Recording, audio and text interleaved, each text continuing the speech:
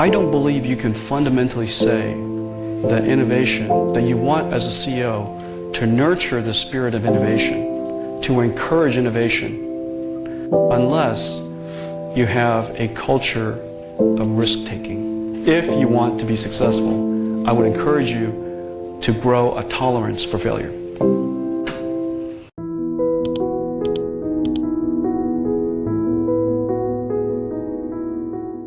For over 2 decades, NVIDIA has been at the forefront of innovation in computer graphics and AI technology. But it hasn't always been an easy journey. Jensen Huang, the founder and CEO of NVIDIA, immigrated to the US from Taiwan as a kid with a dream of enabling PCs with 3D graphics. He co-founded NVIDIA out of a condo in California, and his ambitions and preference for impossible-seeming ventures have pushed the company to the brink of bankruptcy a handful of times. Every company makes mistakes, and I make a lot of them. And some of them puts the company in peril, especially in the beginning, because we were small and we're up against very, very large companies, and we're trying to invent this brand new technology. For 10 years, Wall Street asked NVIDIA, "Why are you making this investment? No one's using it." And they valued it at $0 in our market cap, said Brian Catanzaro, Vice President of Applied Deep Learning Research at NVIDIA. He was one of the only employees working on AI when he joined NVIDIA in 2008. But through it all, Jensen Huang believed in his vision. He saw early on, about a decade or so ago, that AI could change everything. And he changed the company from the bottom all the way to the top and sideways. Every chip that NVIDIA made was focused on artificial intelligence. We had the good wisdom to go put the whole company behind it. We saw early on, about a decade or so ago, that this way of doing software could change everything. And we changed the company from the bottom all the way to the top and sideways. Every chip that we made was focused on artificial intelligence. For us to take computer graphics and video games to the next level, we had to reinvent and disrupt ourselves. Today, NVIDIA is among the world's 10 most valuable tech companies. With a market cap of close to $600 billion, it powers the boom in AI technology and is the engine behind large language models like ChatGPT. And it all started with one man's vision and belief in the power of technology to transform the world. Seeing an earlier exchange between Huang and Stanford students would help us to understand the key to NVIDIA's success that Huang provided the company. At the core of our company's success is innovation. Now, a lot of companies say innovation is important to their company. Invention is important to their company. However, I don't believe you can fundamentally say that innovation, that you want as a CEO to nurture the spirit of innovation, to encourage innovation, unless you have a culture of risk-taking.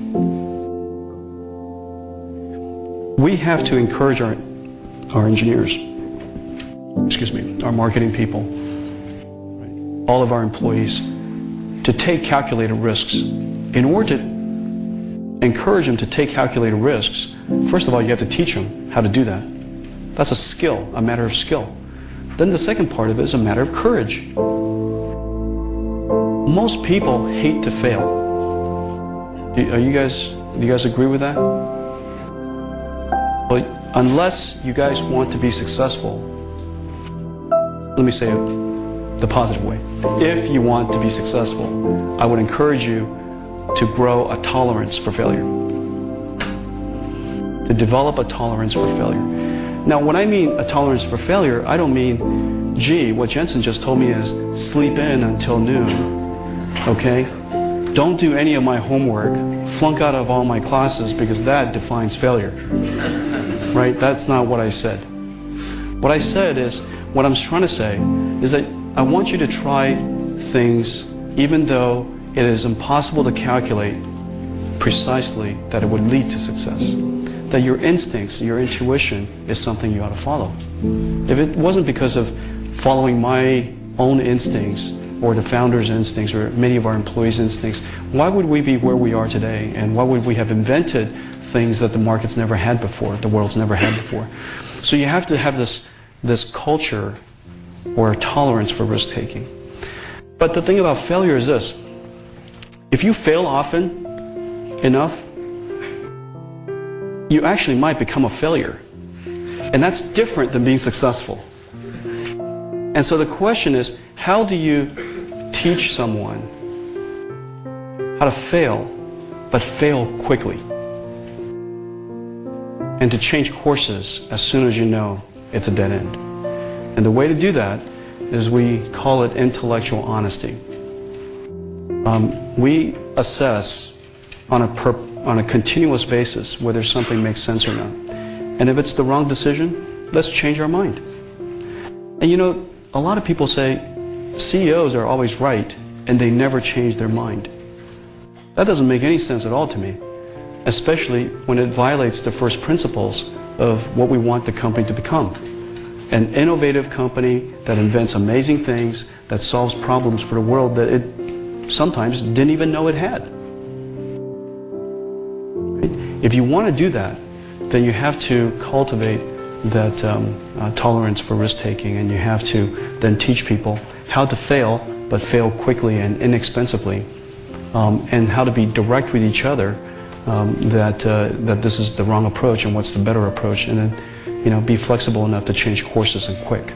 And so that type of culture, if you will, in today's, if you guys were to start a company and you were building a website with an internet service of some kind, internet-based service of some kind, with the competition coming from all over the world, and it's 24/7, and ideas take no time to experiment, and a particular website or a particular company could be throwing ideas out into the world 20 a day.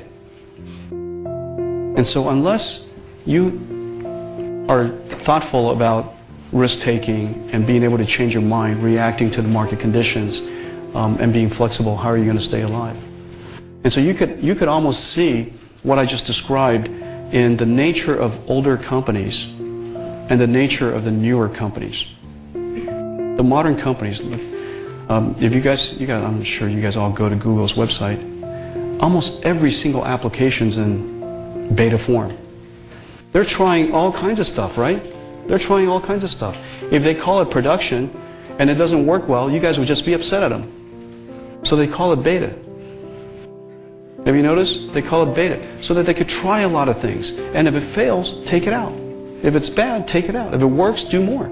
And so innovation requires a little bit of experimentation. Experimentation requires exploration. Exploration will result in failure. Unless you have a tolerance for failure, you would never experiment. And if you don't ever experiment, you would never innovate. If you don't innovate, you don't succeed. You'll just be a dweeb. So, whether you're an entrepreneur starting your own company or simply trying to make a difference in your field, remember the power of believing in your vision. With dedication, hard work, and a willingness to take risks, you too can achieve great things.